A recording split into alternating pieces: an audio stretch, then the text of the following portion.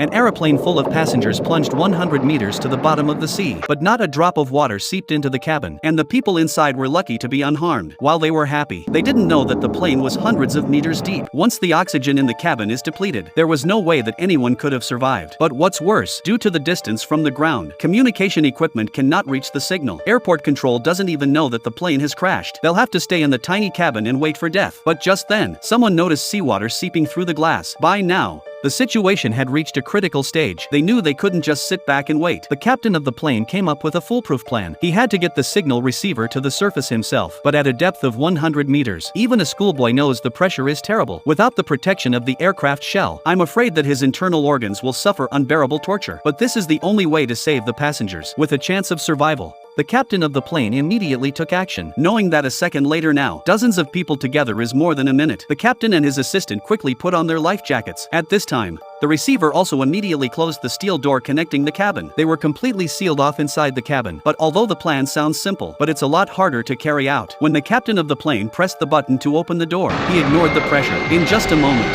the sea filled the cabin. Then he swam to the hatch without stopping. He opened the signal receiver's backpack. The yellow valve expanded instantly, sending it to the surface. The captain of the plane was in a crisis. He had no choice but to swim as hard as he could. Luckily, he managed to escape when he was about to suffocate. Then he quickly climbed onto the hovercraft. Exhausted, he could only lie down and wait for help. At that moment, a warship on maneuvers accidentally received this unfamiliar distress signal, so it immediately dispatched a good man on a boat to rescue him. The captain of the plane was soon rescued.